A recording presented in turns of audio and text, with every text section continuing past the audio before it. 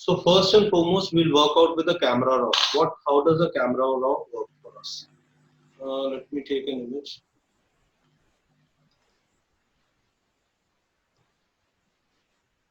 So camera raw is basically more of a Lightroom work. Basically, you have all the same contents over here, such as this is the profile, which profiles you have clicked the pictures in. You can select the profile accordingly. Here you can see easily the difference. The Y shows the difference. The split image before after, and this is for the split image. So this is how you can see in camera raw. There are various kinds of modes. First camera raw for this, and this is the auto mode to correct the auto exposure of the image. This is the auto mode to correct the auto exposure of image in camera raw. Then this is the same. The white balance also, auto is the white balance, and various kinds of white balance are done.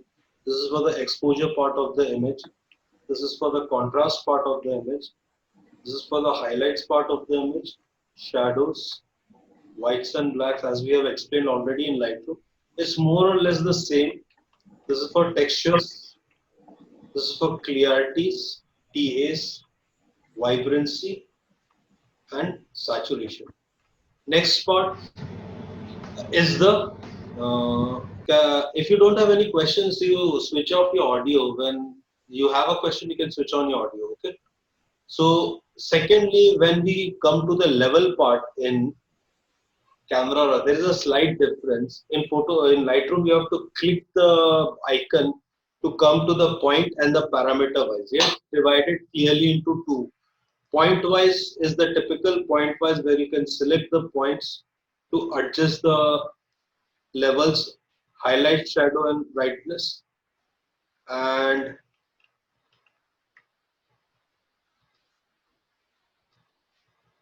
parameter wise is not selecting the point, it's just working with the highlight. The highlights will change, zone will change, lights, the light zone will change, darks, the dark zone will change, shadows, the shadow zone will change. So this is how the curve part works in camera raw. In point pad, you have already there are three always given. Linear is a basic, medium you will get a little more contrast, change in the curve line, strong is the strongest. Okay, and RGB is given, red for the red channels, blue for green for the green channels, and blue for the blue channels. So basically these channels work very simply. It works to the opposite ends of the work. Let me just clear you. Reds. What's the opposite of red? Cyan. Okay. So whenever you push up, it will go more toward the red. Whenever you push down, it will come more over to the cyan. Mixing of cyan and red comes to green. Same goes with the blues. Greens. Whenever you push up, it will go towards the green. Whenever you push up, it will come to the magenta part. This is how the channels, RGB channel work inside your curves. Same goes with the blues. You increase, the blues will increase, you decrease, the yellows will increase. And the curves layer are divided into three parts. The topper part, the outer part, topmost part is for the highlight part. The middle part is for the midtone parts, and the down parts are for the shadow parts. See, if I now pull it out, take a point, you see the shadows increasing, you see the shadows decreasing. Same goes for the highlights. You see the highlights increasing, you see the highlights decreasing. Basically, yeah, highlights and shadows works plainly on two or three things: midtones, shadows, and highlights. They will only work, and basic curves works on gray point, gray basis, nothing else. To be very clear, same you have the clippings to see the clippings. Reds are for the white clippings, blacks are for the blue. If the blue clip comes, it's for the shadow clippings. Now, split tone, HCL adjustment is given very clear in it.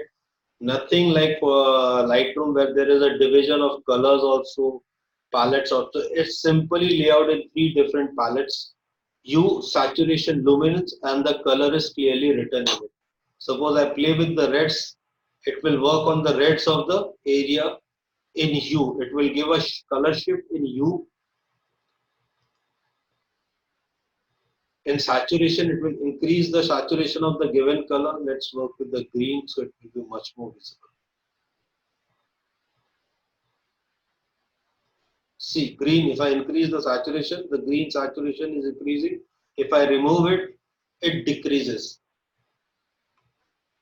And with the luminance part, it works on the whites and blacks, basically.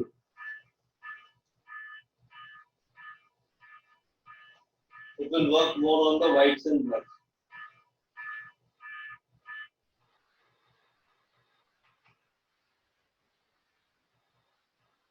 Okay.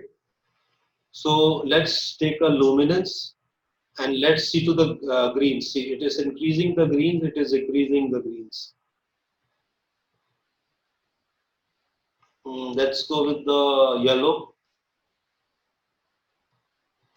and let's play with the reds. And same goes with the orange. So this is how the HSL, hue, saturation, luminance adjustment works. In Lightroom is also the same, camera is also the same. But in split toning, what benefit does a Lightroom bring? You can take a color picker and decide on the toning color. A color chart comes inside you where you can click and adjust the saturation also. Here you have to first decide on the hue, what kind of a hue you want. There is no pre-hand preview. In Lightroom you can always see a preview, but in camera you can't see the split toning preview. You have to just first work on the hue, what kind of a color shift you want, and then increase the saturation to get the color shift that you want. First is for highlights, second is for shadows, and this is the balance: to remove it, to brighten it up, keep it more, to darken it up, to keep it more. So this is how the split toning inside our camera raw works. In Lightroom, the preview is there, and there is a color picker through which you can choose the colors, the color palette comes. But in camera raw, there is an issue. If you press shift, you will see a color picker, and according to the picker, it will try to decide on the balance and everything. It's more of a white balance kind of. So this is the basic difference in your split tonings in camera raw and as well as in your Lightroom. So the split toning is much better in Lightroom than camera raw. Then this is your lens correction. Basically, manually profile, as you pick up the profile, it will try to correct the lens and increase the exposure according to the lens that you are using. And same goes here. The lens detail weights come out, which lens you have used, and create distortion and vignetting. If you want to create a vignette for that lens, it will happen accordingly. And the other part is the color fringing part, to remove the chromatic abbreviations. Like this image doesn't have that much chromatic fringe lines. It can remove the fringe lines, the chromatic abbreviations desired if you go through the profile manually to correct the purple fringes.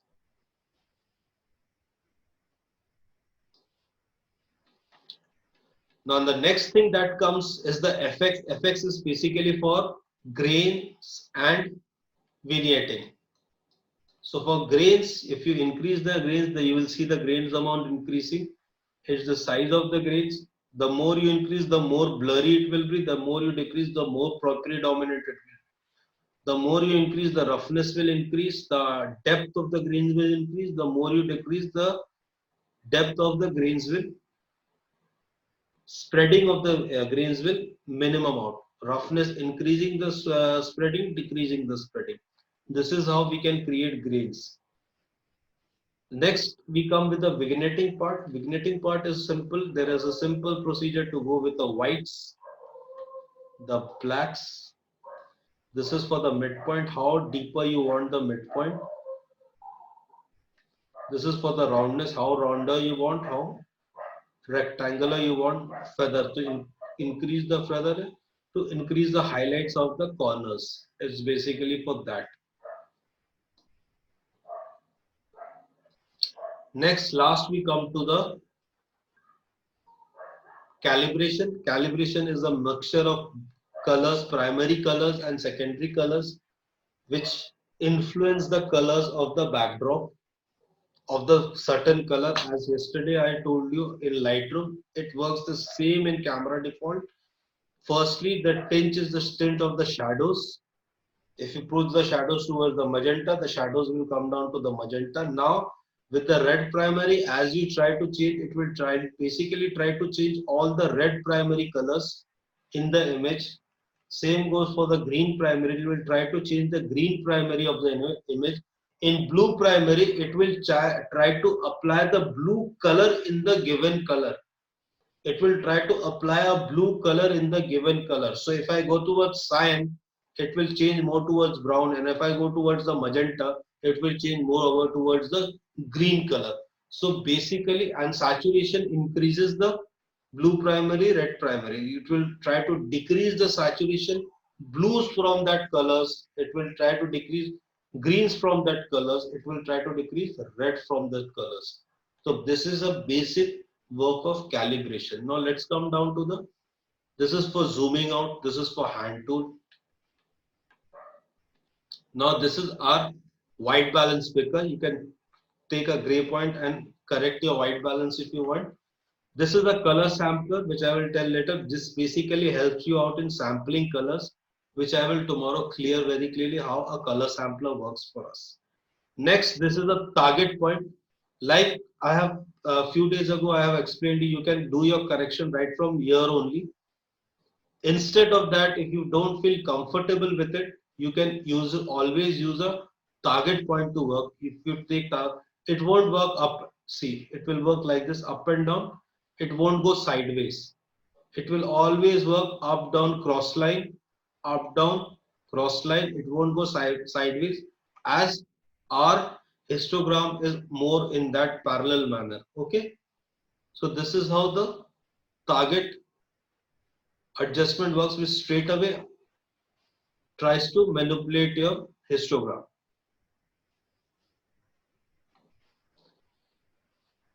And basically what it tries to work in, it tries to work in the point sample curves. It tries to work in the point sample curves. As we have seen in the starting Lightroom, there is already inside that palette, this is given in Lightroom, but here it's separately given.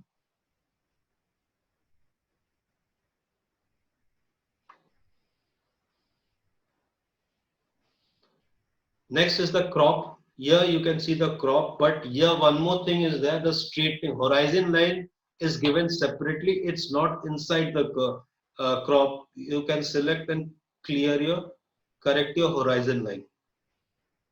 Okay, but here horizon line doesn't work. First you have to select the crop area. Okay, then you have to select the horizon line area, and you will see in Lightroom the image tilts here, the crop area will tilt. See, here the crop area will tilt. The basic difference over here is this one. Next is the whatever kind of a perspective control you want to bring. This will open out. It will try to give you a brief line.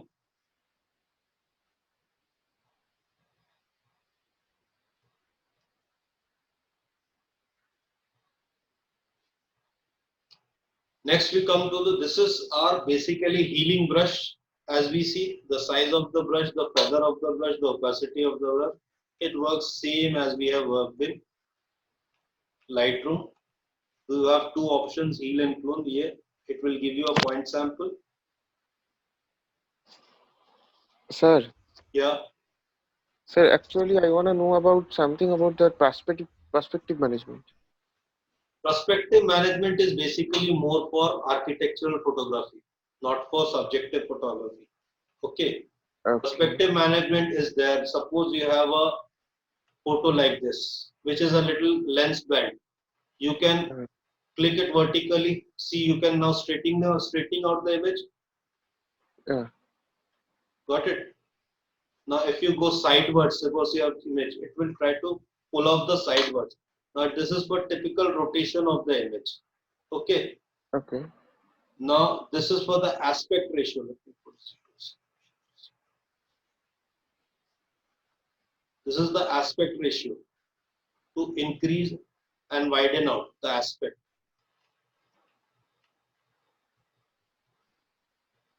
This is for the scale, increasing the scale and decreasing the scale of the image.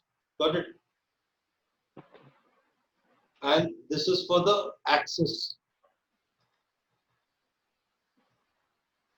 to shift the image from one side to another.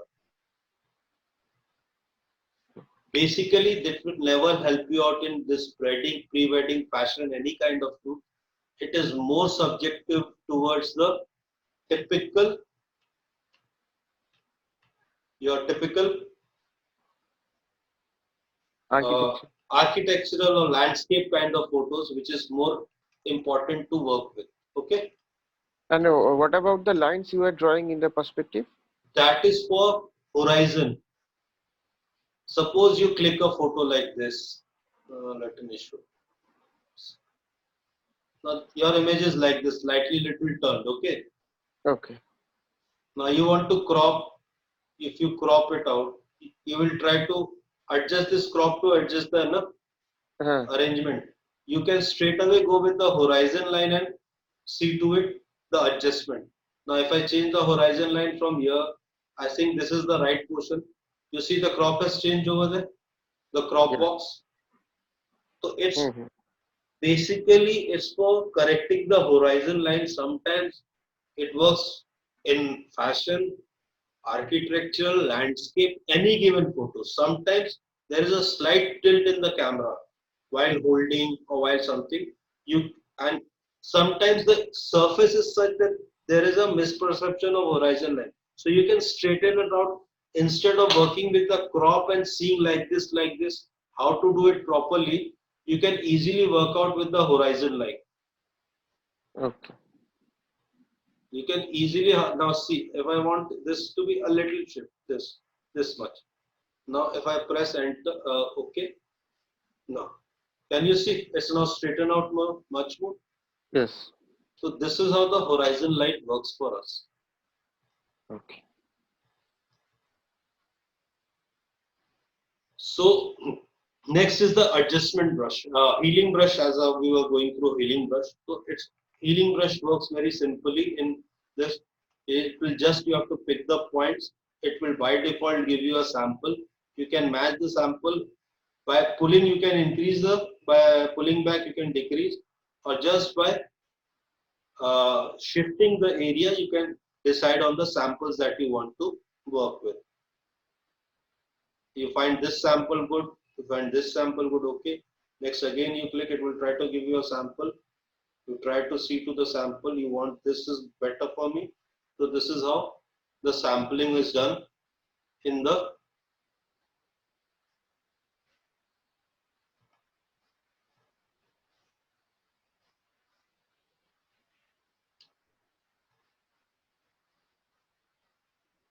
there is this. So this is how we do the sampling in healing. This is how our healing brush works in camera raw.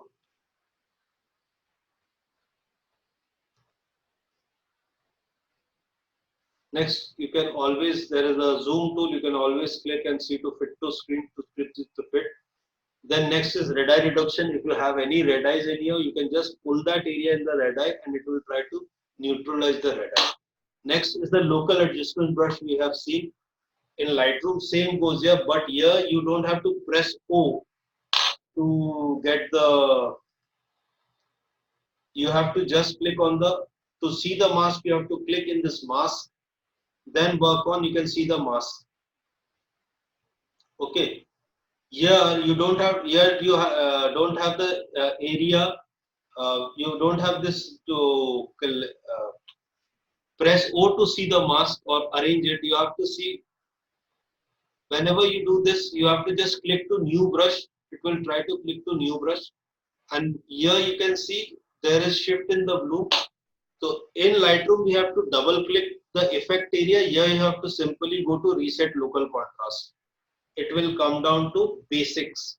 It won't take any previous old adjustments for working. It will just work accordingly. Now this is the mask I have done of the images. Now there is the same thing which is called over here the color or range basis. Color basis, if you select the color, it will try to take the area, color areas of your mask. Okay, 5 points it will provide. Now you have to just uncheck it, uncheck it. Now do the adjustments of the areas you have masked out. See.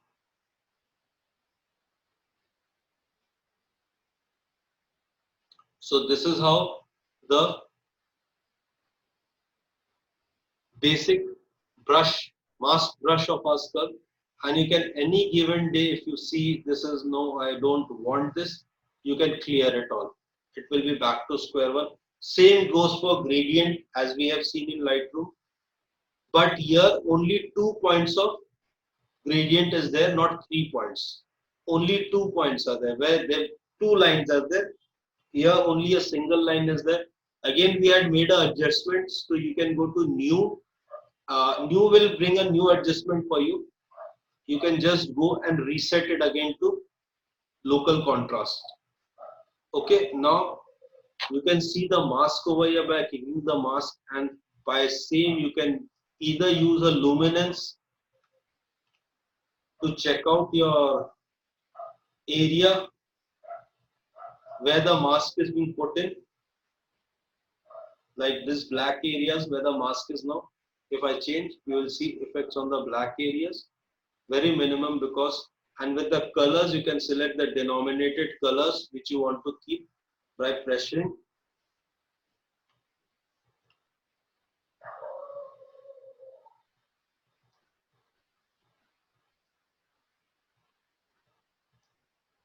Shift.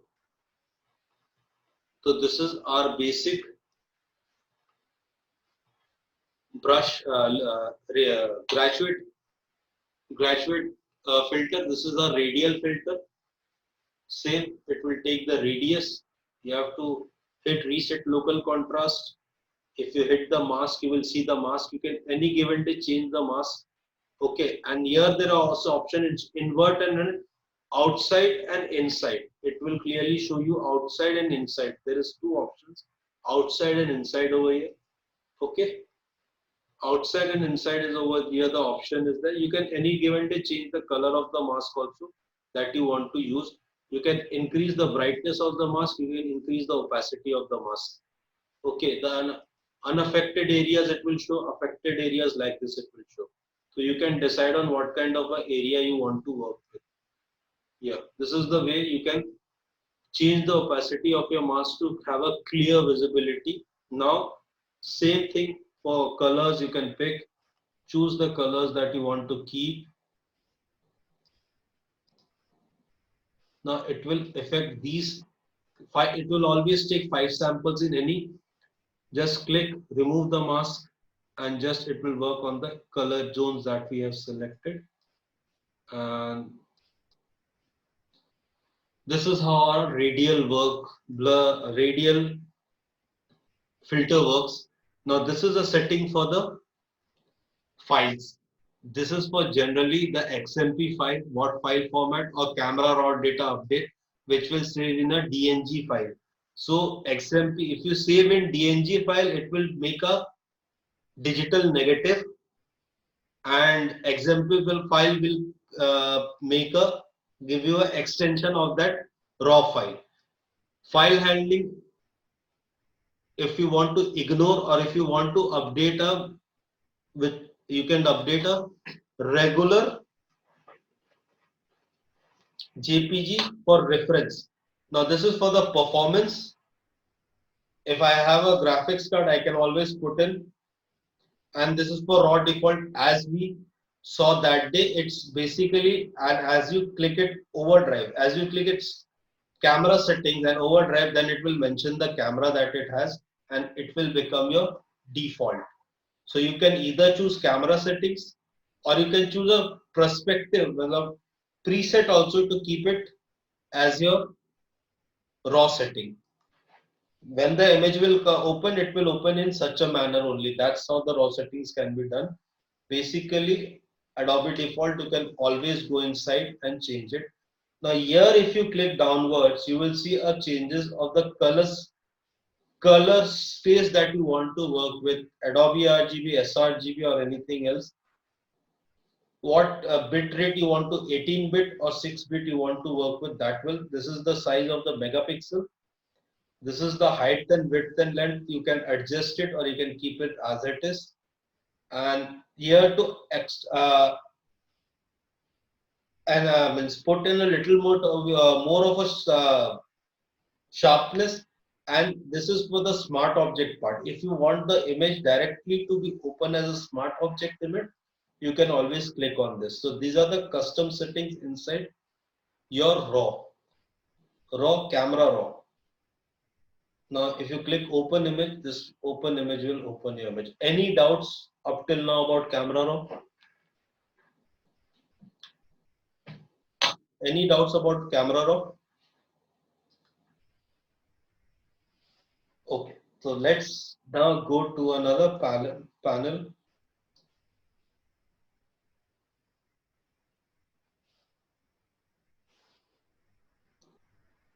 which is blending modes, which is a very key factor in Photoshop, which we work with.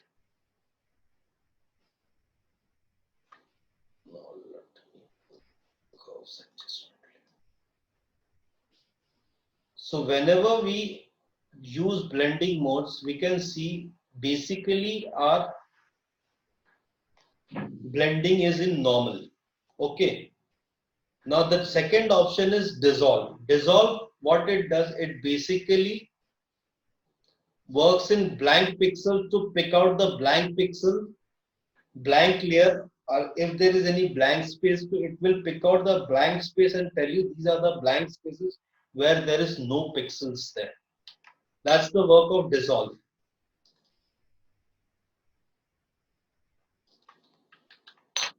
The next thing that comes out is this.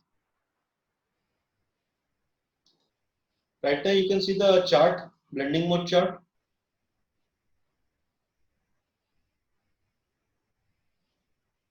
Can you see the blending mode chart?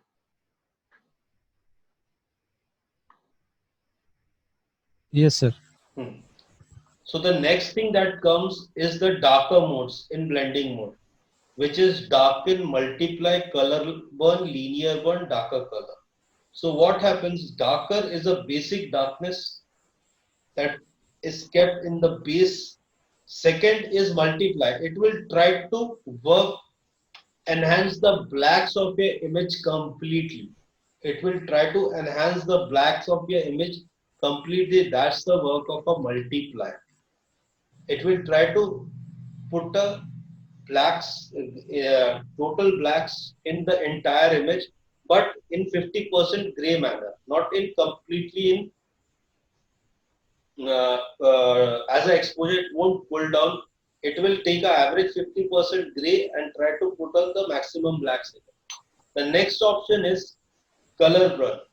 What it does, it tries to see the information, the color information and color of the colors and try to put the maximum amount of blacks in it. That is the work in the colors. That's the work of color burn. It will try to put maximum blacks in the colors. Okay. Next is linear burn. Linear burn, what does it is simply works as a multiplier, but instead of multiply, instead of it putting a straight away black, it will try to dark out your colors also. So the basic difference between linear burn and color burn I will show you right.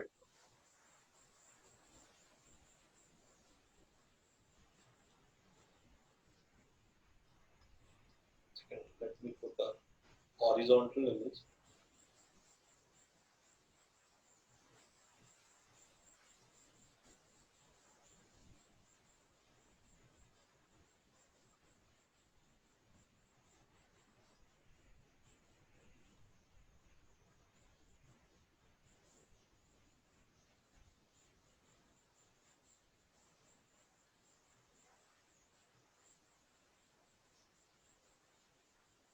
Can you see two sets of images?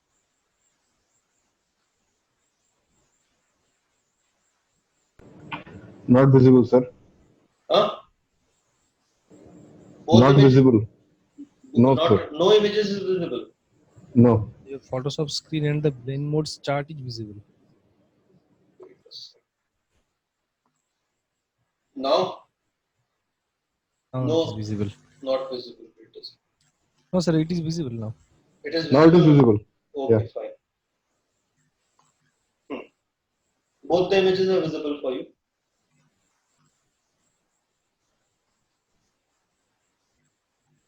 Yes, sir. Okay, fine.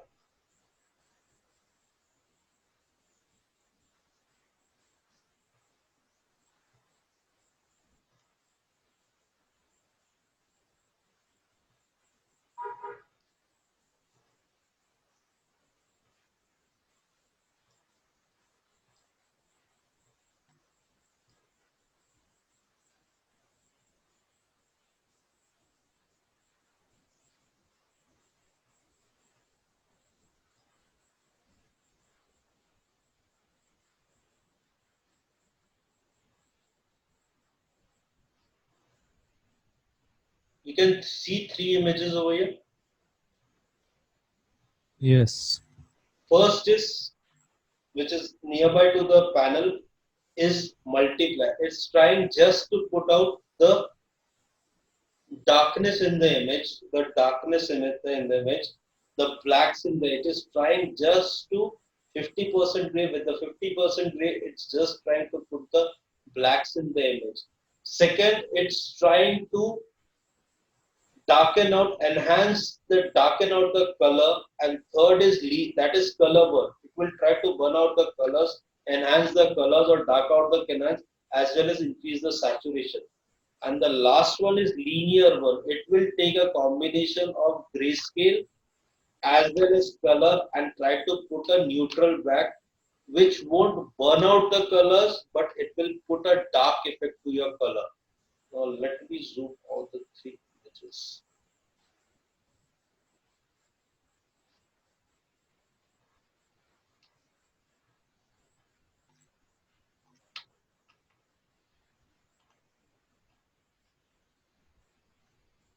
So can you see the three differences? Yeah. All the three are visible. Three are visible. So this is how a blending mode works in multiply. The second part of your blending mode is multiply. Okay. The second part of your blending mode, this is only for darkening and burning out colors. This part. Now let's come to the next part, which is the lighter part. Keep everything normal. But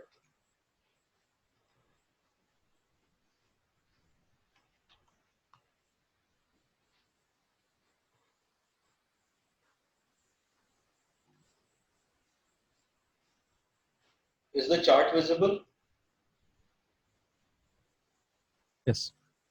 Now next mode, the lighten, screen, color dodge, linear dodge, and light color.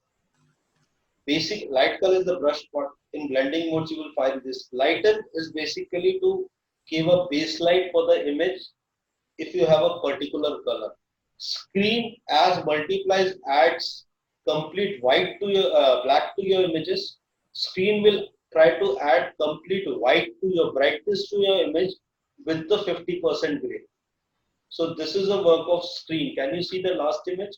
First image. in screen, whiteout.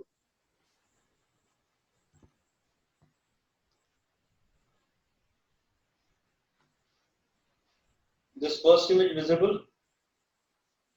Yes. The second image is color dodge. It will try to dodge the colors. It will try to whiten up the colors, increase the colors, keep the colors and try to enhance it. That's the work of color dodge. Okay, now the last part is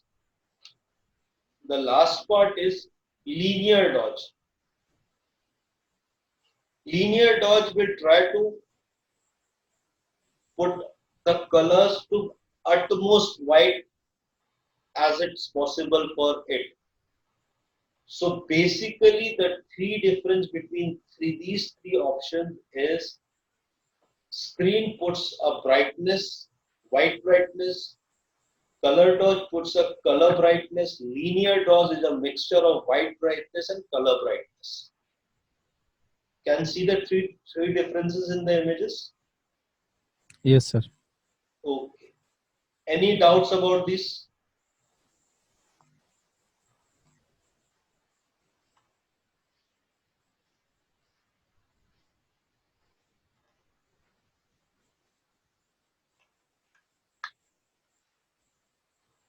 Now the third part of your fourth part, as we can say, is of contrast ratio. How the contrast ratio changes using these blend modes. Let's come first with the overlay. First image with the overlay. Overlay will always try to increase the contrast.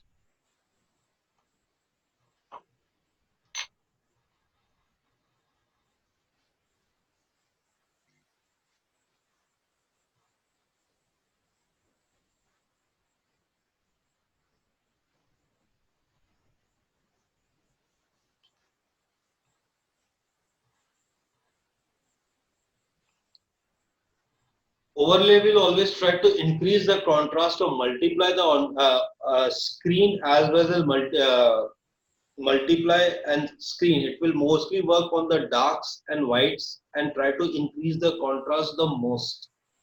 Next is soft light. Soft light will increase the contrast midtone but more with the 50% gray.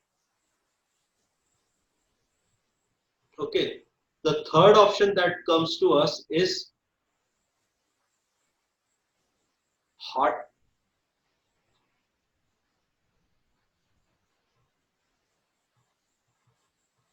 hard light.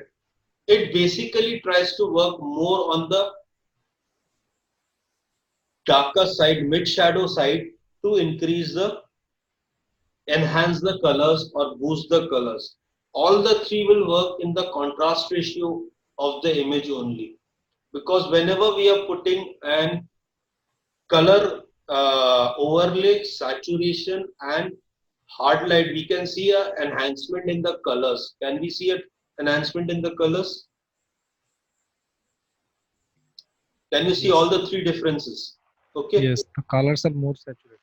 More saturated, more pushed up. Now let's come to the another one, vivid light. After that, linear light. And the last one is pin light.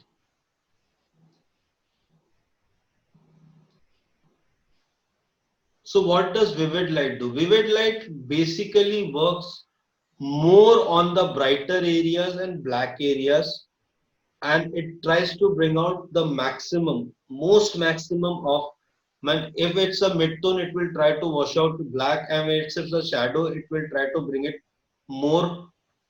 That is a work of linear light, more towards the darker side, or it will try to completely omit that color. With vivid light, same thing goes with a 50% gray. And in pin light, what happens? It will try to keep a light. It will pin a light according to your movement of lights. It will try to work more on the lights that you have given it.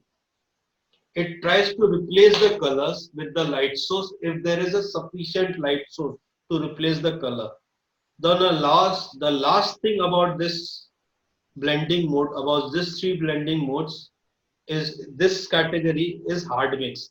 Hard mix basically shows. Can you see the hard mix image? Yes. It basically shows all your colors and all your shadows and highlights like RGB, CMY, red, blue, green, cyan, magenta, yellow. It totally omits the midtones. It will show your highlight levels and contrast levels. So you can see all the spectrum colors hardly over there. You can see greens, you can see reds, you can see cyan, you can see blue, you can see magenta, everything.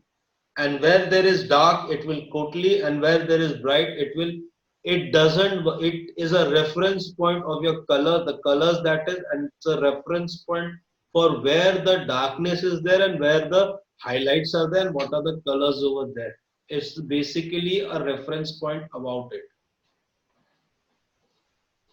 Any doubts up till now about this blending modes? Sir, Hmm.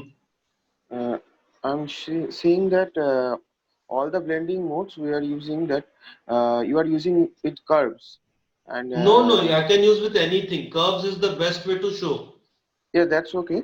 But Hmm. we are not doing any changes in the line of the curves. Just Huh. only using the blending modes, the changes are happening. That what is written in top blending. Hmm. It's already living blending mode, not adjustment mode. Okay. Yes. That's why the sequence, that's why I'm showing you the chart, no? This chart. To clarify what each blending mode does, Photoshop has already made an algorithm for such blendings. Okay. Okay. Like multiply, I told you it will work on purely gray basis on and try take 50% gray and darken out the image as much possible with the 50% gray.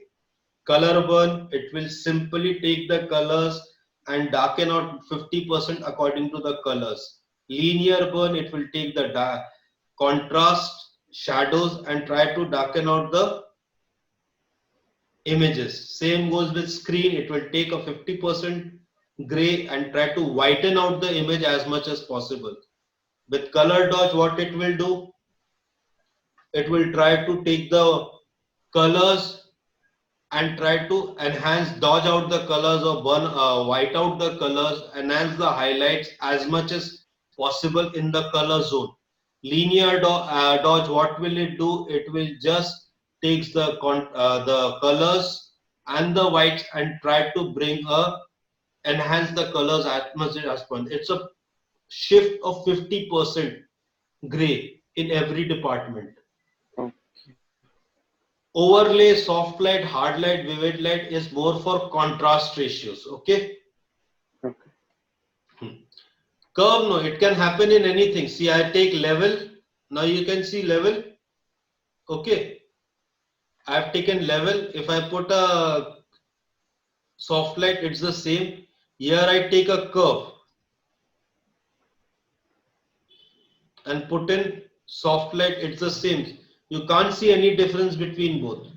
Okay. Hmm. Here I take a exposure. I take a brightness contrastness also and put soft light. Basically, see, you can't see the difference in any three of that. It's the same. Brightness contrastness, levels, curves. It's the same. There is no difference in colors at all. Okay.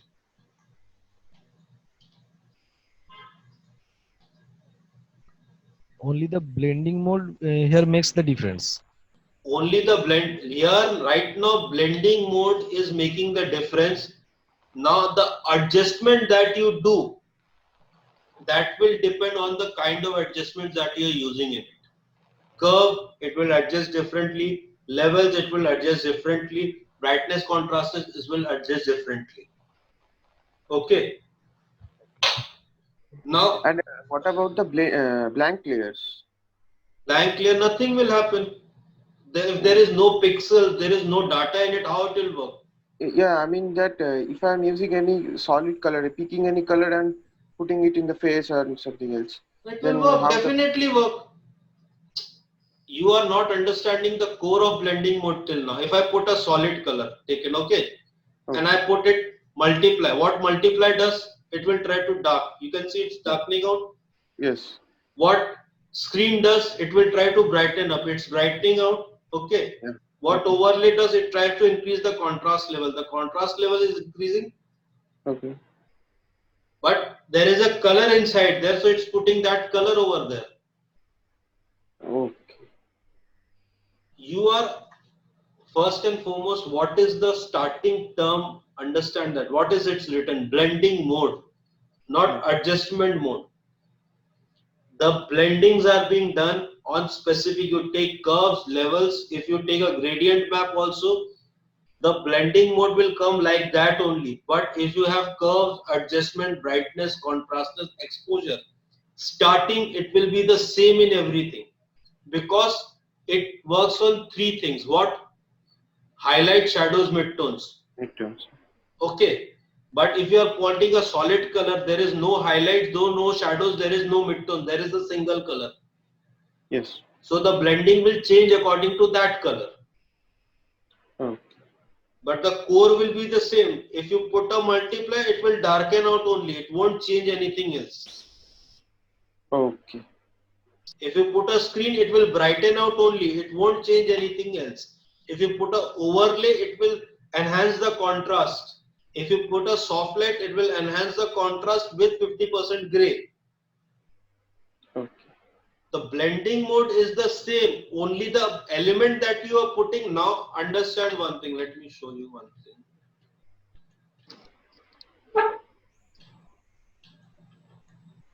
Here is a curve adjustment. Okay. Here is a level adjustment. Here is a brightness contrastness. In curve adjustment, what happens? It's a curve. If I change the curve, its direction will change because it goes simultaneously with multiple channels to work with. If I go with the level, it is flat channel. See, you can see the difference because it's working on a flat channel, more of a histogram. Okay. Now, if you go in the brightness contrastness part, it will, if you increase the brightness, it will try to increase the brightness. If you increase the contrastness, it will try to work on the contrastness. The characteristics of the adjustment layer is different as the adjustment layer works, but the blending mode remains the same. The basic blending mode will always remain the same. After you do the adjustment in it, depends on the kind of adjustment that you are using, the changes will happen.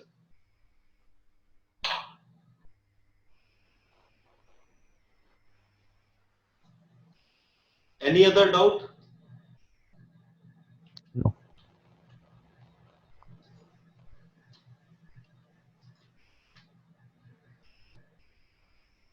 So let's come to another part of this blending mode, which is, let me take the first image.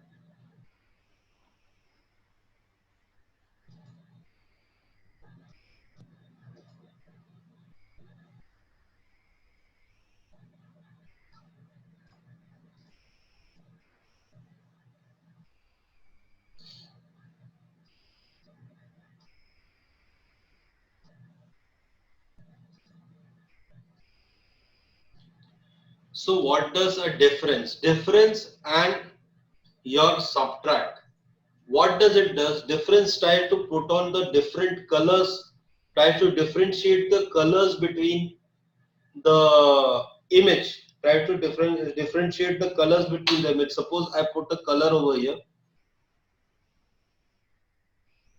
and change it to difference. So you can see the difference of colors in it. What does an exclusion does? It tries to change the image completely to negative mode. it tries to change the image completely to negative mode. And what does a subtract does?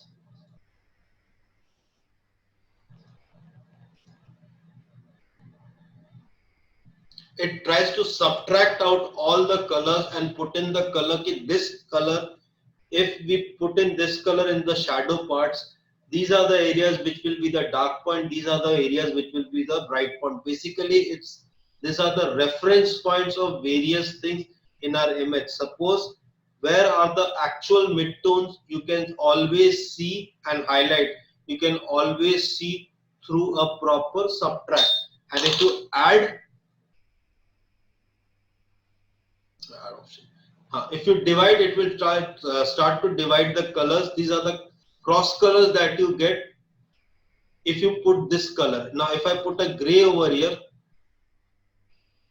so these are the basic areas of division. This is the work of divide, subtract, add, no, sorry, add is on brushes. Basically, these are the differences between difference, exclusion, subtract and divide. And let's now come to the last thing, which is the hue, saturation, hue, and lastly its color.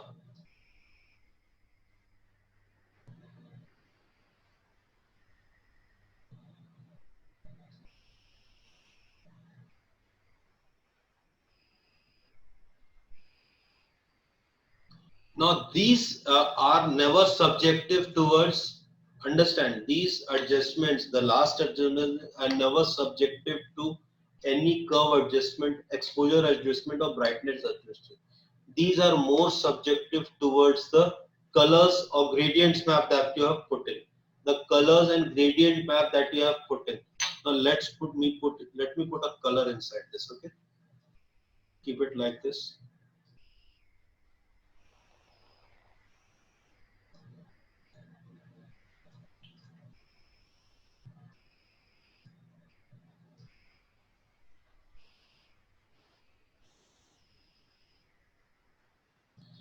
Whenever we put in hue, it will try to put in the hue part, the yellow parts more strongly or the blue parts present there. Whenever we try to put a saturation of that color, it will try to enhance the saturation. Let me take a 50% gray. It will be much more easier to understand if there's a neutral color over here.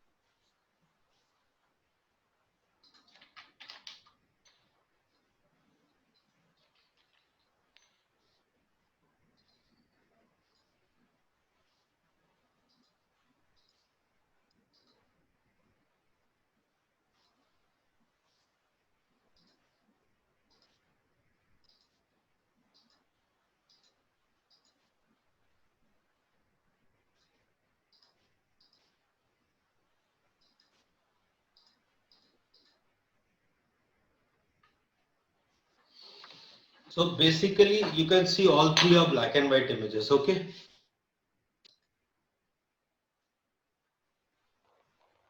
So basically, when we put a basic gray color, it won't show any colors. It will take off all the colors from the image. Now, as we put a color inside it, now this thing will start very clearly work very clearly. Now, let me show you one thing. Now, let me take a solid color. Suppose I'm taking this red. It will try to bring the most use of red. It will try to enhance the reds, bring the reds predominantly in the image. If we put a saturation with the same color,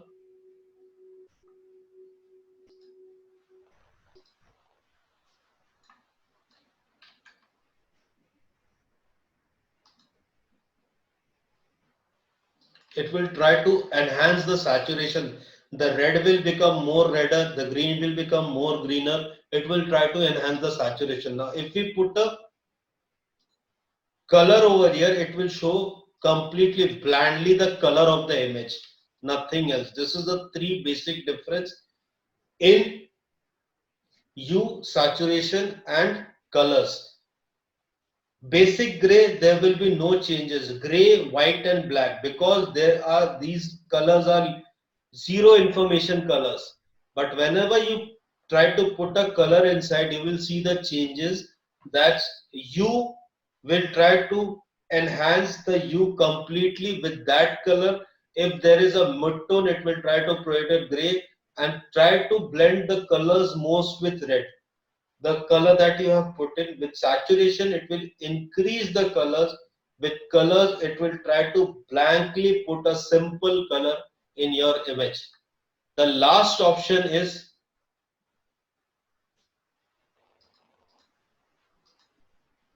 luminance. Luminosity will always try to show the whites, blacks and grays of your image, but if you put a color, it will show in color format. If you put black and white, it won't show. If you put it black, but if you put it gray, so luminance will try to show your given color according to given color, which are the dark points, light points and which are your mid-tone points. Any doubts up till now?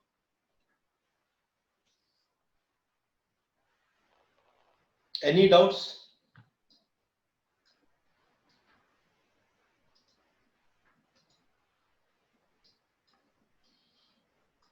No, chalo, let's proceed further. Now let's work with the gradient map. What does a gradient map do for us? Gradient, let me put a gradient map. So what does a gradient map generally do? Gradient map is divided into three parts. Can you see this gradient map? This gradient map is visible to you? Yes, sir. Oh, okay. Now gradient map is divided into three parts. The gradient map that is divided into three parts. Now right now what we can see, key, you can see a negative image, not a positive image if I am putting a gradient map. Basically, this side of your gradient map is your shadow area, this side is your highlight area, this side is your mid-tone area. So now see the difference. There is white. As my shadows are white, so it's changing white. As I put black, you will see the difference. It has neutralized. Okay. This is the mid-tone part of your image. You press Alt pull, this will be a mid-tone part and this will be your highlight part. Now if I put a little highlight over here, this highlight over here, and now if I put a gray over here, so the colors are more in normal blending mode.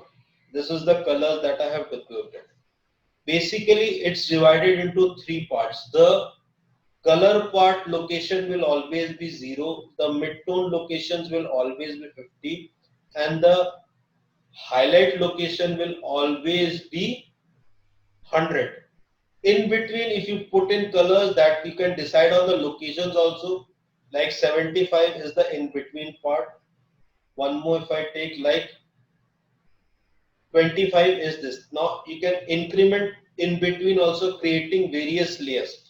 Now understand one thing, the from the center, if you move from my hand toward the left side, that is the shadow areas. From my hand, if you move the pointers to the right side, it's from the center, it is the highlight area. So always remember, it will all depend on what kind of a highlight and shadow that you have put in your gradient map, then only it will show the images. Now see, it's a highlighted area, this shadow area.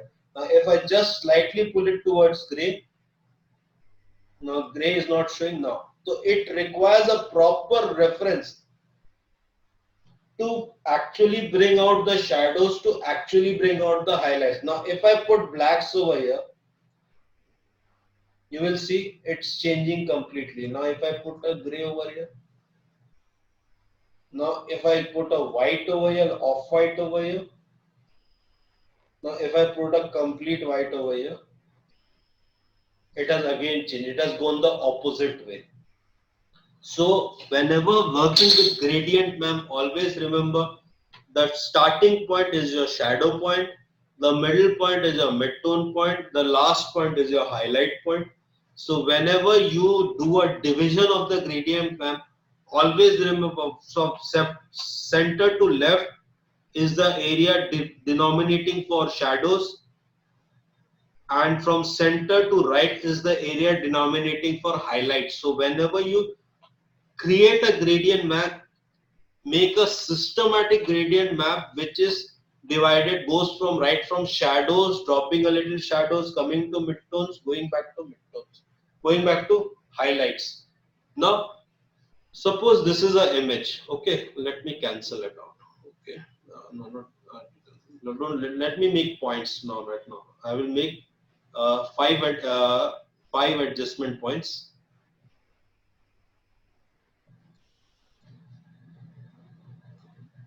Let me name it 25.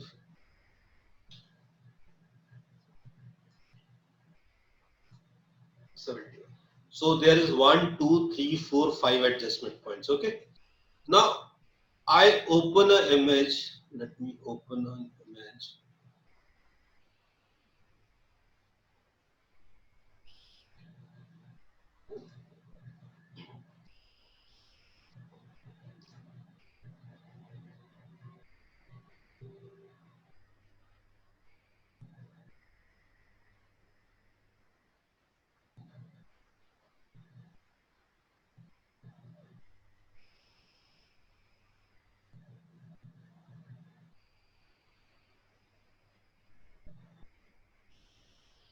I open this image. This is a faded look. Now, if I want to take the colors from this image and try to put in that image, then very crucial thing is you take an image, go to that area, click on the gradient map and open the gradient map and start playing with. First, this is my basic color. Second, this is a little lighter. Third, I will come more to the midtones. Fourth, I will try to go enhance towards the light. Fifth, I will try to go to the highlights. So this is a basic. Now you can see I have created a basic. Now you can shift and divide it much more easily. Like if you take it a center point like this, okay, much more center point. Now you can divide, you can put it pure black over here. And if you take one more center point from here, you can denote a pure white over here.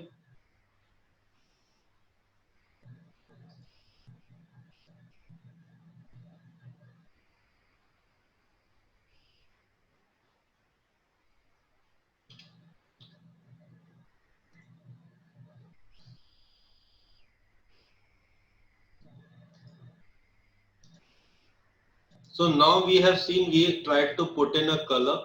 Now as we change the blending mode to soft light and decrease the fill, you can you can see there is a color change. See, always remember one thing, the exposure is key factor to match any colors, but right now you can see easily the color change there. So this is how we develop a gradient map, or this is how we try to copy one face color from another to another face color. Taking here you can take exactly the face colors. I will do with the two similar images. Try to make it now. Let me do one thing. Here is it. Okay, keep it. Now tell me one thing. You can see two options over here: opacity and fill. What is the basic difference of opacity and fill, as most of you are doing Photoshop?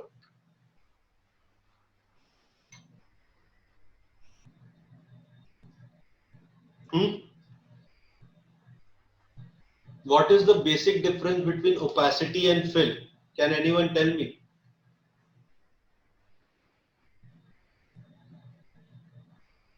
Rajiv, Hari. By filling, we doesn't lose the detail of the job, but opacity, the more we diminish it, the lower the depth we get. The lower the depth you get. Okay. How will you decide on the depth and how will you decide on that?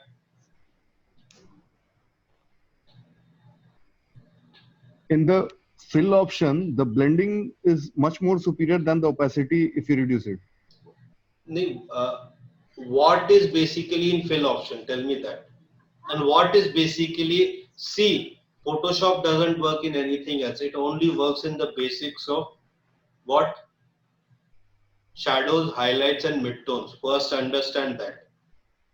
Be very clear. If you want to learn color grading, retouching, don't take anything. Only understand one thing. It totally works on shadows, highlights and midtone. Means shadows, midtones, highlights, or highlights, midtones, shadows. There is nothing else. You insert a color. If there is no shadow, highlights, midtones, there will be nothing there. Okay. First and foremost. So now tell me what's the difference between opacity and fill. Now you will see a difference in brush. Suppose I take a brush mode. There is opacity and flow. But why there is opacity in fill in layers? What's the key difference?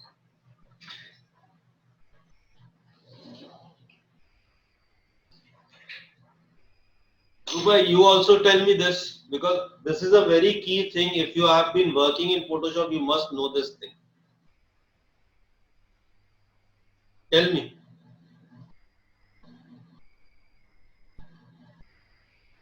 In brush, why this opacity in flow is there and why opacity in fill is there?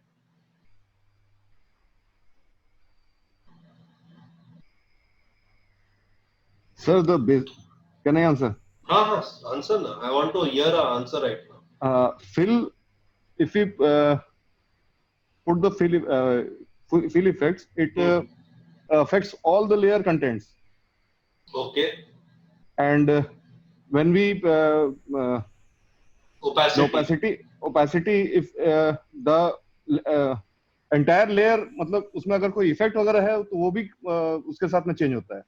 But fill option में only the layer content. फिर opacity और flow में difference क्या है?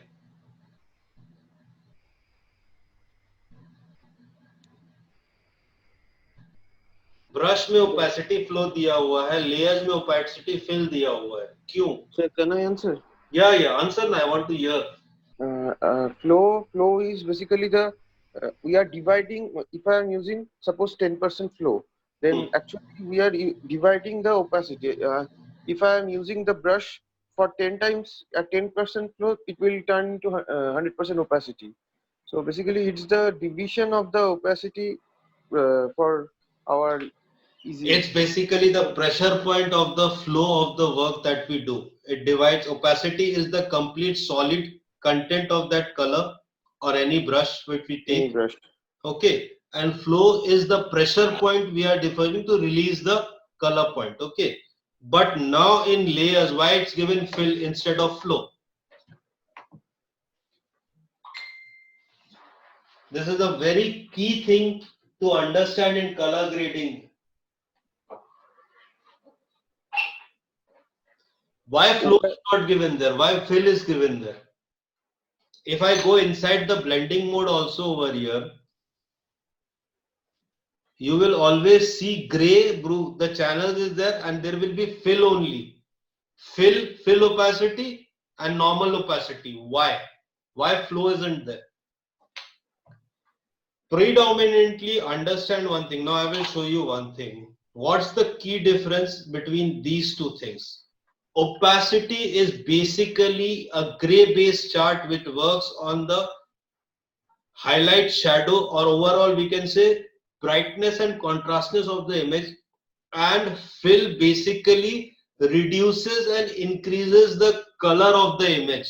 Fill is technically meant for the color of the image, and opacity is technically meant for the levels of the image. This is the two difference between these two options. Can you see both the images? Yes.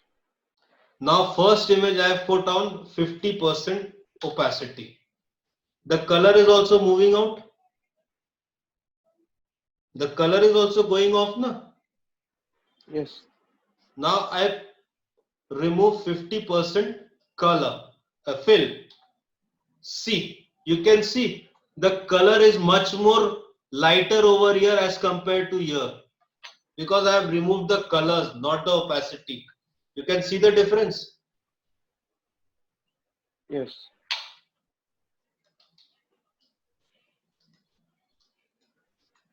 Let me keep side by side.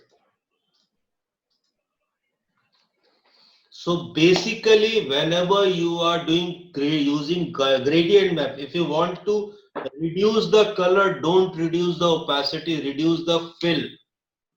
And if you want to reduce the brightness contrastness, then you reduce the opacity. That's the basic difference. There is Yeah. nothing with depth or anything. Basically, one layer is given for the levels of highlights, midtones, and shadows, and the second is the amount of color filled in that image. That's it. If you remove fill the colors, now see one thing. If I put 25 now here, instead of soft line, let me go to a typical color example. Now you can see the colors here is decreasing time to time. Now if I put 20, 15 over here, this opacity part, this is 15, sorry, I put 15 over here and I put 15 over here.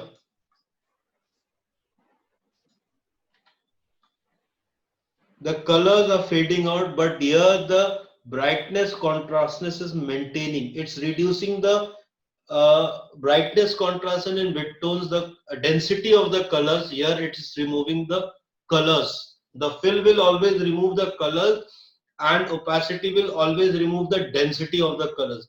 This is two very distinct thing in color, in gradient map. Whenever you try to blend your image, always remember, if you want to remove the density of your colors, then opacity is there which will work effectively on shadows, midtones, highlights. When you want to remove the color effects, reduce the color effects, you have to always work on fill. That's the basic difference.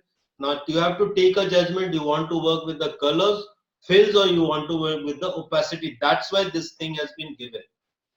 If I take a curve adjustment layer also, I will show you one more thing. If I suppose I take a curves adjustment layer right now in an image, you can see.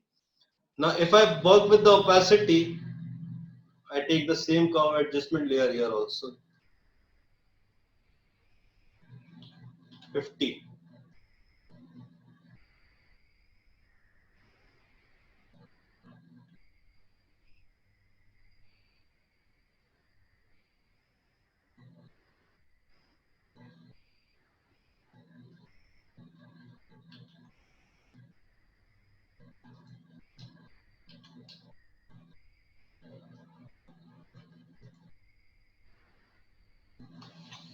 This is image is slightly brighter. This image is slightly darker. Reason, the colors over here is lightening up. Here the opacity, the density is lightening up. Basically the difference is here. So always remember one thing: if you want to play with the colors of the image or reduce the colors of the image, you will always, let me take a basic saturation layer also. Then you can also be very.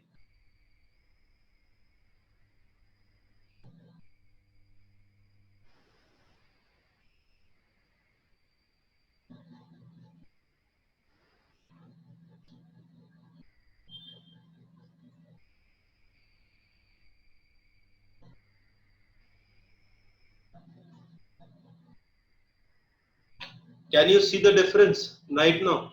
Because saturation, it is highly colored. If I wait, let me change the trend over here. 50, sorry.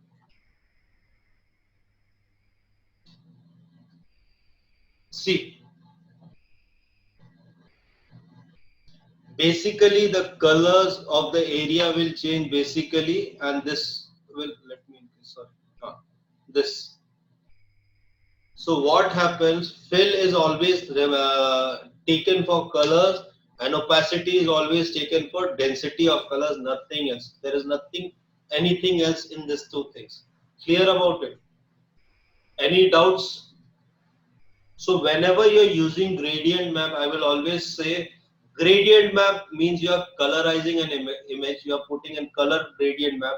So if you want to reduce the effect of that color, always first work more on the fill, then upon the opacity for the density part, okay.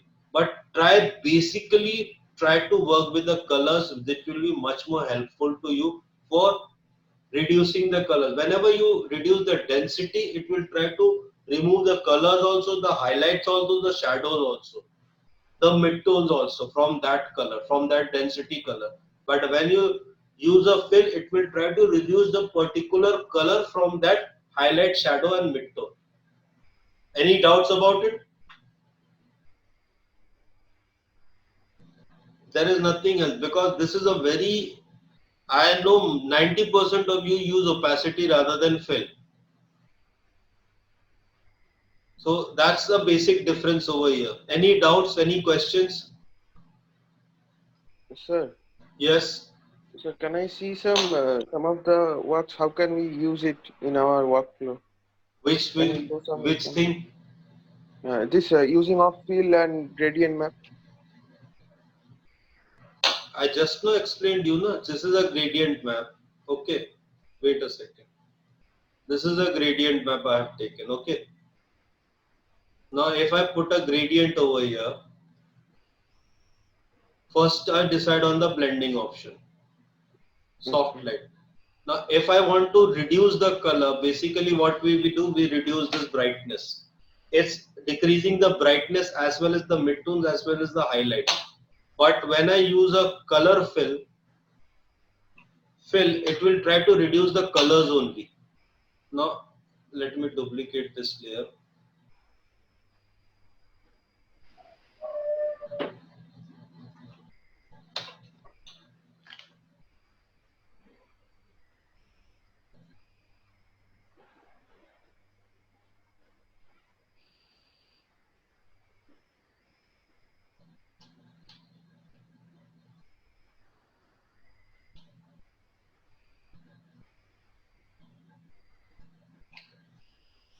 Now see, this is the opacity part. You can see the whiteness increasing over here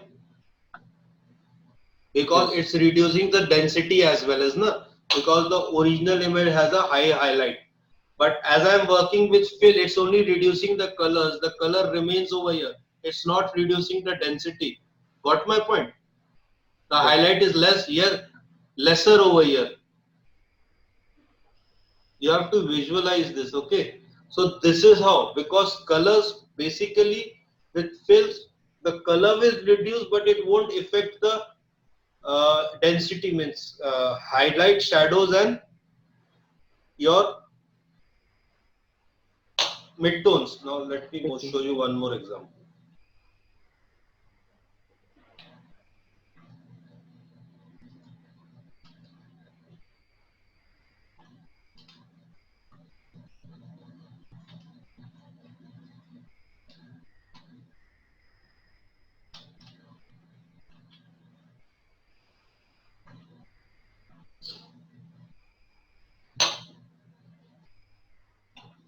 See now, the shadow lines over here are decreasing here.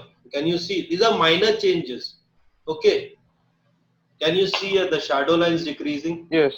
But here the shadow lines are maintained because there is a color over there. Because it's not changing the density.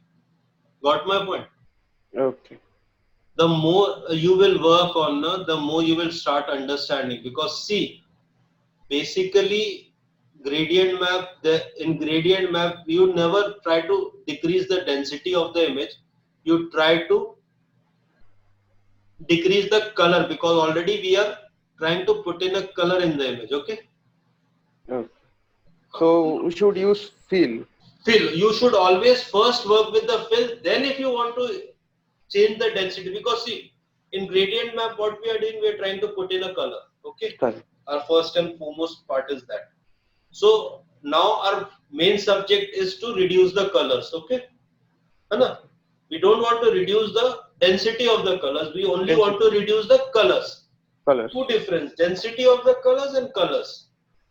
Density of the colors improve when you reduce the density of the colors. It will change the highlights also, midtones also, and shadows also.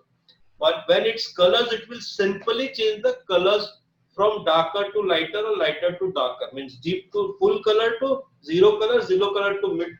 The percentage that you have given. So now it's your subjective choice. You want to change the fill of the color or the only the color tone, or you want to completely change the density of the color tone. Got the point?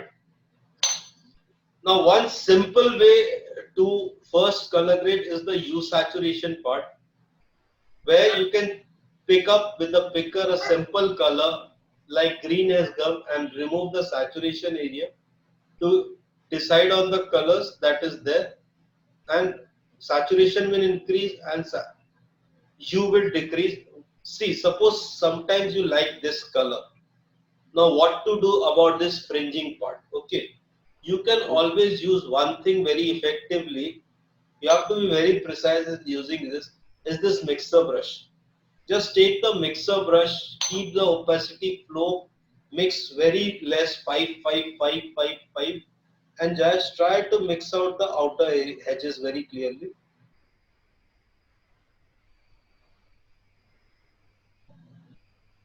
We are trying to mixing out the colors over here.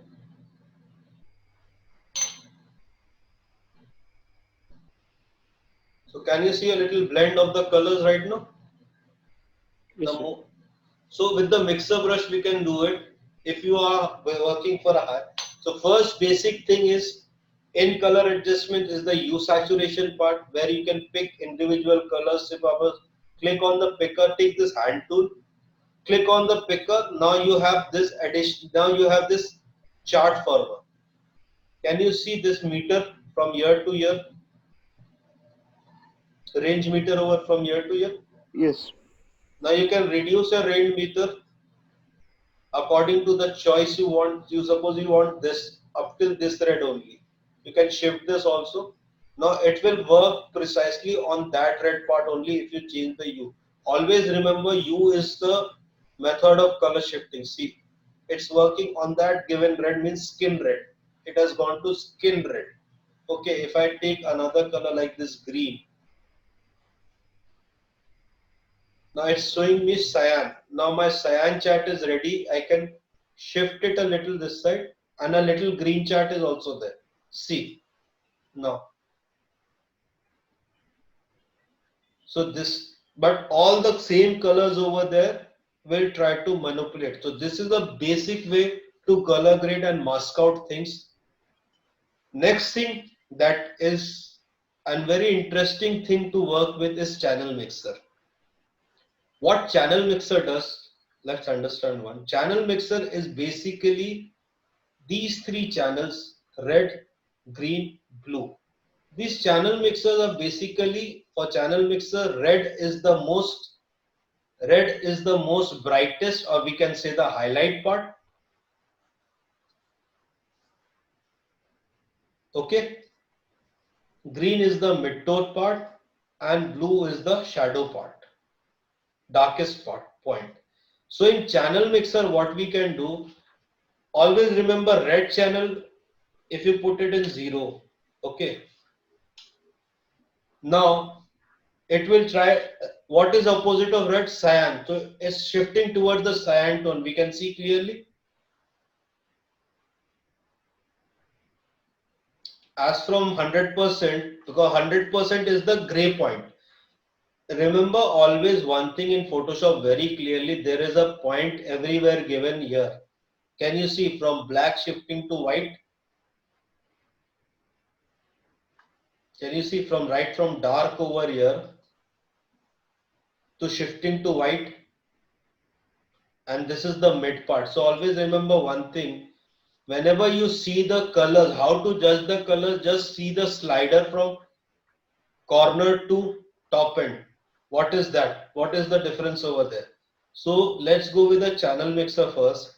In channel mixer, if we select red and put it in 0, it will first try to bring the color cyan, because opposite of, and as I put it more towards the black, it will try to go more towards the cyan, but it won't go that much because it only works as red is a highlight color. You try to put it more towards the black, it won't work.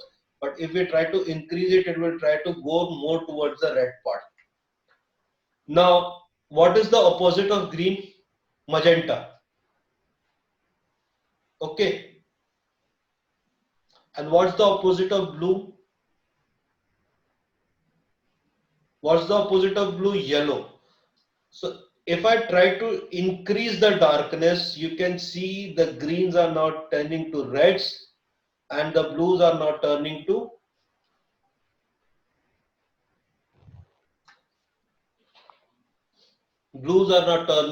cyan. So this is how we can easily, and with the greens we are increasing the brightness more. Now one thing we can do, if we press on lightness, what it does, basic color of the image is red. So my basic skin color is red. Okay. My dress is red, so it now neutralizes all the red colors. If I put lightness, this is how lightness works. If I put in darkness over here, it will try to darken that color or try to create a black and white color, monotone color over here. That's why I never explained you dark and light during the blending option. So when in channel mixer, we are using a specific channel, red channel, and if we put it in 0, whatever red present in your image will come back to square one. Got my point? As I put it in lighten and put it in 0, see, most of my face and red has come to now. Now whatever alteration I do in the green part, it will take it, and whatever alteration if I do in the blue part, it will do it, and whatever alteration on the constant mean darken and brighten. The more you darken and the more you brighten this. So this is one way to color grade with channel, specific channel. Now let me reset this once again. Now if I go to the green channel and put the 0, now it's now working more on the reds. As I told, whenever you put lightness and that particular color in 0, it will try to retain that color and work on the other colors more predominantly.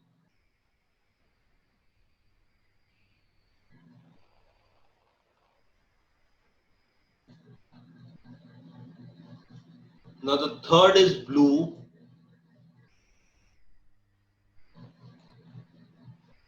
Let me put the blue in 0. Now see, there is less blue, the skies are blue now, but it's changing, shifting the colors of the, but as I increase now, if I decrease also, it will try to neutralize that color. I have to increase over here, but it will try to bring the blues as much as possible. So this is how channel mixer color, the base color when put with lighten blending mode, it will try to remain exactly, and the other colors that you play with will try to give a color shift according to its characteristics. Like greens will play on magentas and green, blues will play more on yellows, browns and blues, red will play on more on magentas, cyans and reds. This is the basic color change. So whenever we are using channel mixer, especially for outdoor photos, the best thing is to take reds Go it to a lighten mode, keep it 0. Blending mode, lighten, keep in 0 and start playing with the blues. As you start playing with the blues and start playing with the contrast ratio, you will see a shift in the colors. Now you can get a nice blended out color.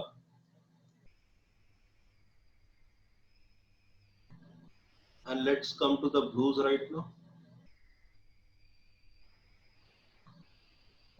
So this is how we color grade via channel mixer.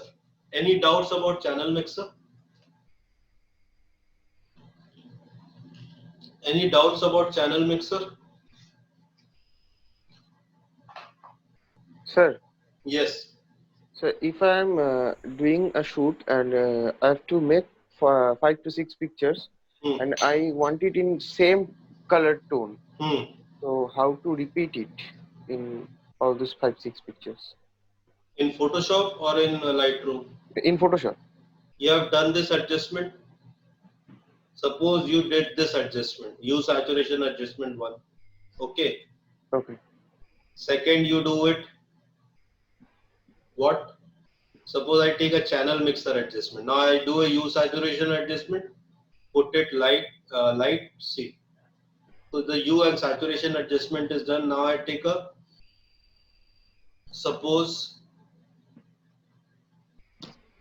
channel mixer adjustment I mean to say, and put it in lighten. Okay. Now I take the reds, put it at 0. Already the reds are not there. Let me just show you. Now you take this both the images. Okay. Group it out with Control G. Go to files or no, not files. Go to wait. Purge presets.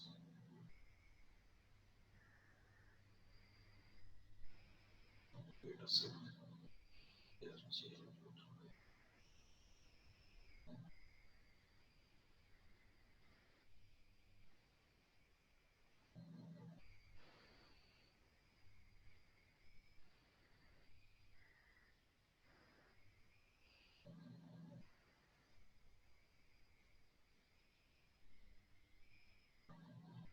Wait. We can make a lookup table. The lookup table they have changed in this.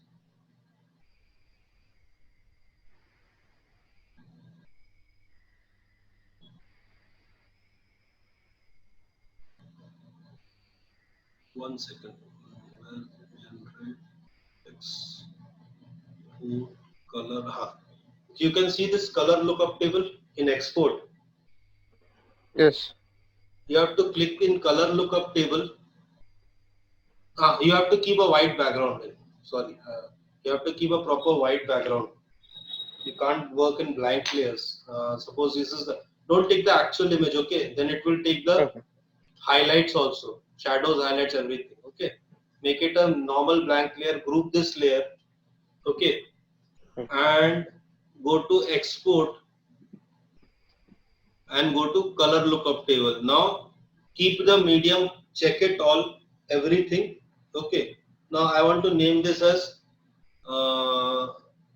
gray blue, gray, magenta, blue, yellow, and just give a. I have already made many of these lookup tables to keep it. Keep the gray point to 32 medium. Don't make it very big, otherwise it will take very long time to load. Okay. And copy, you mention and press it OK. It will ask for a location from view. Like I have already a location of my color lookup table.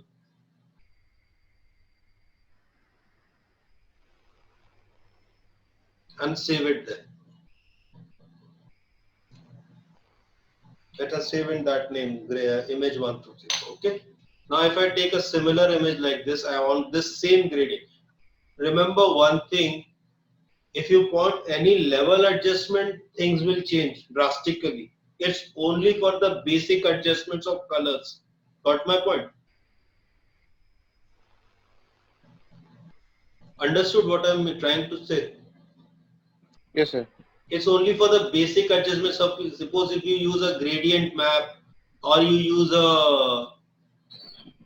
this channel mixer, it's for that only, not for your typical adjustments. Okay, like lightness, brightness, contrastness. Then it will try to change your contrastness also, and no masking will work in it. You have to remove all your mask before putting it.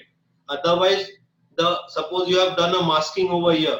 Next time when you put it, will take the masking on that particular area. Okay. Okay. So you have to go off with the, now you go here, you go to the color lookup table. IMM, I think the name was there.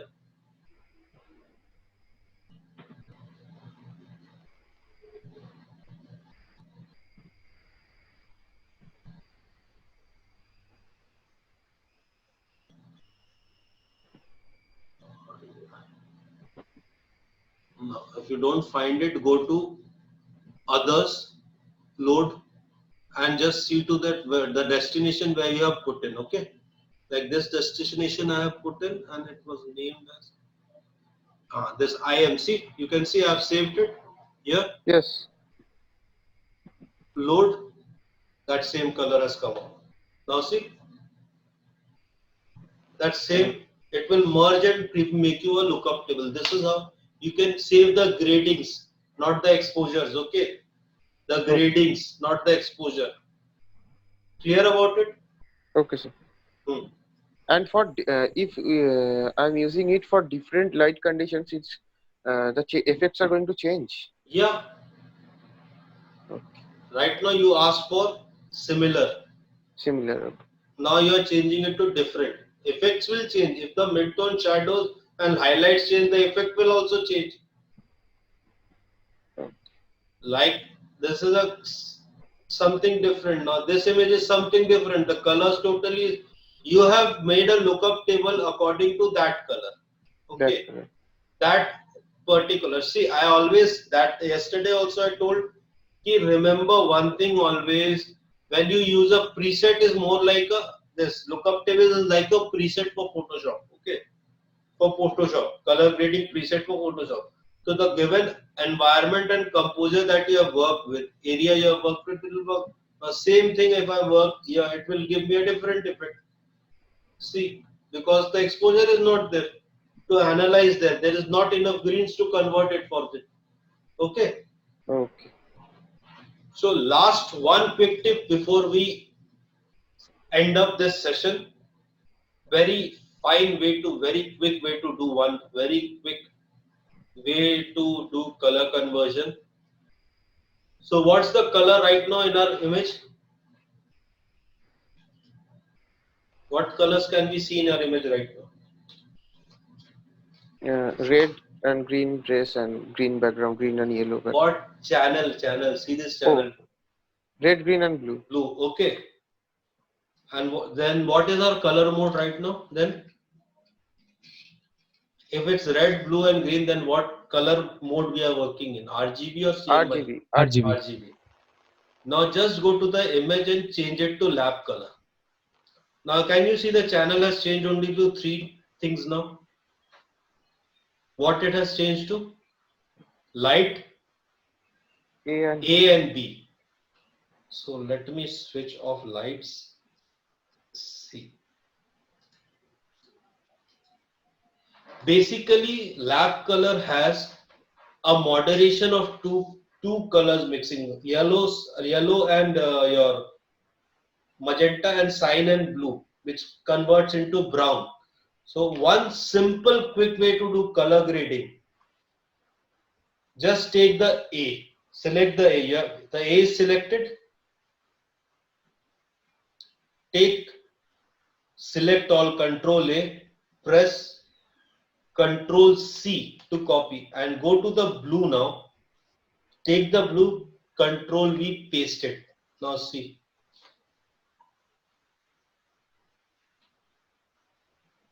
Can you see? Yes, sir. Now if you take the B, Control A, select and paste on the A, see. These basic two tones this lap color works in. This will give you this two kind of color tone, quick color tones. And this works very nicely in black color, because in black color mostly it has no other, especially if there is a black dress, then it works the best. I don't have an image with a black outdoor dress. Let me see if I can find one.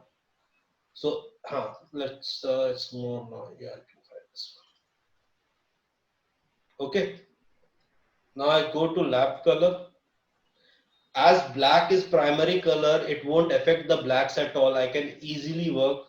So if your client or anyone is wearing a black dress, then this is a very effective way to see. One click, I have a different kind of a color blend. Can you see? Now if I go to the blues, the B, go to the A, see.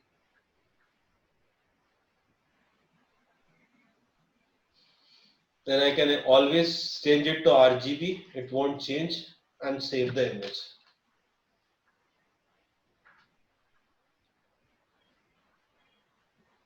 So we are ending today's session over here.